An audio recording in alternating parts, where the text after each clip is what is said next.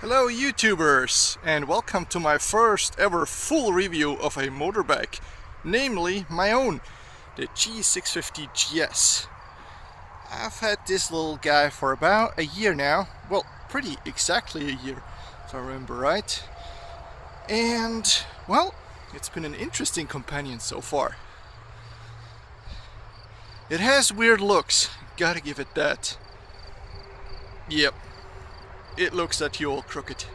Anyways, I want to make this not about style, not about technical data. You can get all that online with BMW Motorrad. What I want to talk about is how this bike has been for me so far, for using it in a daily commuter, using it as a weekend ride, using it as just about anything. So a few words about the suspension and the general layout of the bike. This is a small enduro, or as BMW correctly call it, a funduro, because it's got more or less street tires, well, a bit knobblier, but yes, and it's got enormous suspension travel. You can run over speed bumps at full speed with this and you'll be having fun, which the cops of course don't like, but you certainly will.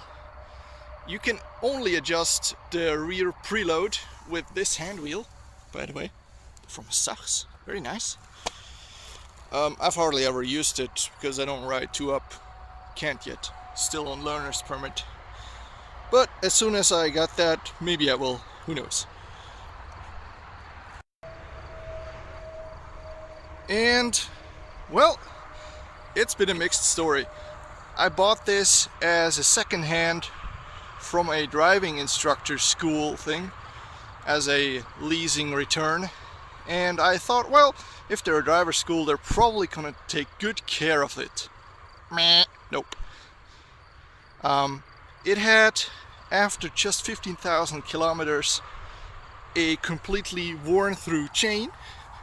The rear brake and brake pads had to be replaced completely, as well as the front brake pads. And on top of that, of course, the regular service. Well, that was pretty fucking expensive at 1,600-ish francs, so way too much for a starter bike. And that's not just because it's BMW, probably partly, but mainly because it's just way too much in one time. So anyways, it's been rather reliable, other than the battery cutting out at one time because the leads came undone. I fixed that with a few screws. And, whoa, what else? Yeah, I've modified a few bits on this. It's all original BMW stuff on here. We've got hand guards, pretty nice when the weather gets really cold here in Switzerland. And they're original BMW, so they fit perfectly. I fitted a motor fender. So if I ever tip it over or run into a too large bump, that'll soak it up nicely. And also the protection pan underneath. All original BMW stuff, of course. The bike did come with a rear stand, well, the main stand. And it also came with heated grips, as you can see by the cable down here, both ends. It actually has two levels. As you can see here, you'll only ever need this one. The other one is for, like, I don't know, Antarctica? Or to fry your fingers off anyhow. So yeah, it's been quite a nice bike, especially in colder weather, and I have been using it all year round, and I can say heated grips, oh yes. If you can, take them. If you don't have them, they can easily be retrofitted onto just about any bike. So yeah, go get that. Well, a few of you guys will have probably seen this matte flat black paint scheme that I've got going on here. This is not the 2013-14 model. This is the 2011 model. And back then black didn't exist. So what I did here, paint job. Yep, did that myself. As you can probably see up front here, it's not perfect.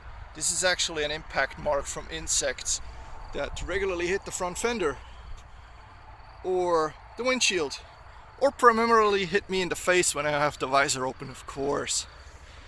So yeah, Many of you might ask, hey, how good is this bike? How does it ride? Couple of points. One, the motor.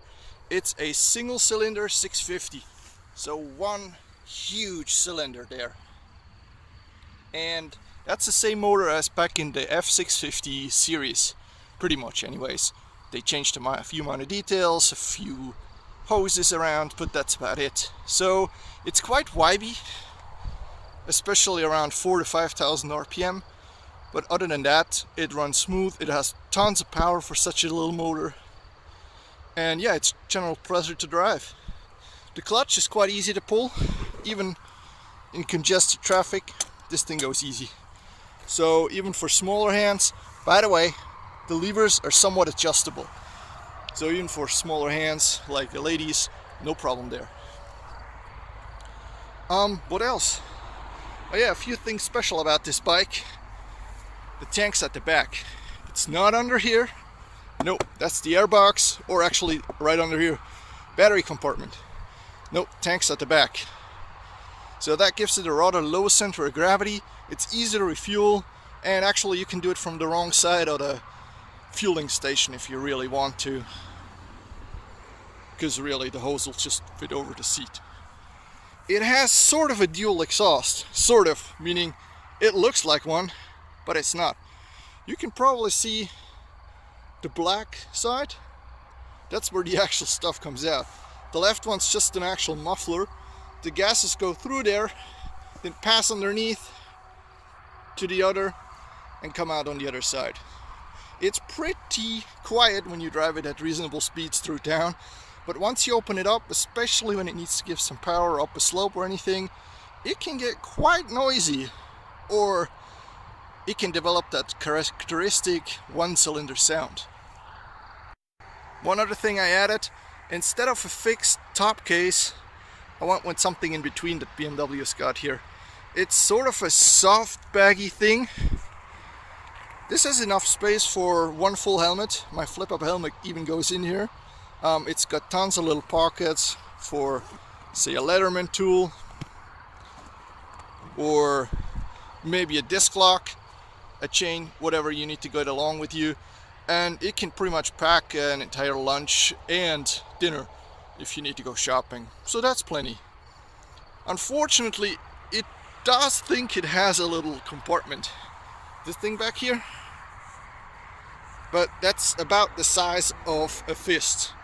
So you'll barely get some spare bulbs in there. It's not really useful. It's pretty much just a hatch to get to the lever, to get the seat undone and open it up. And it doesn't have any other compartments, like for example the NC750 or 700. They have a nice compartment here. I don't. I have a battery and an airbox there. And oil. This thing is dry sump, meaning it pumps all the oil up through these large tubes down there, up into the oil tank and back down. And it actually has an oil intercooler next to here. Yeah, you can probably see that. And it's water cooled. Yep, the water cooler is down there. So suddenly when you're in heavy traffic or slow and it doesn't get enough air, you'll hear the fan go on. But due to that, it can't really ever overheat. Perfect. So it's also good for city traffic. Yes, definitely. Although the first gear is very lively and you need to use the clutch a lot if you want to do that. How is it in all other situations? Perfect, I would say. It has enough power to overtake just about anything short of a Porsche or an M3 on the Autobahn. So down there, where we might go later to test it. And inner city traffic, you've got more than enough boom to go everywhere. Also, ABS. Very important in Switzerland. Lots of rain, snow, ice, everything. So you'll need that ABS, especially on the back brake. And it really works well. I was really surprised a few times when it started to kick in. You feel it on the levers, you feel it on the pedal, but it works wonders. So if you get a new bike, do get one with ABS. No questions asked. Even Harley now has them on the small models, so go for that. So, a few words about the instrumentation. As you can see, large analog speedo, and the rev counter is just this tiny little thing that goes up and down here, so you'll have a hard time reading that. It has 2 trips plus the total. It's got a time, of course, but that's it. I'll turn it on again so you can see which lights it has.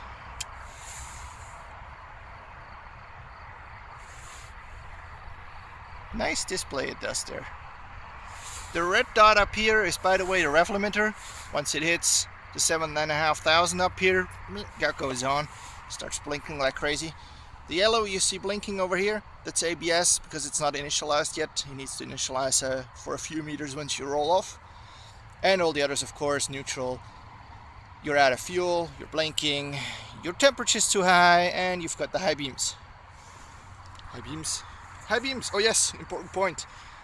These bikes come with crappy bulbs in there. That's not stock, gentlemen and ladies.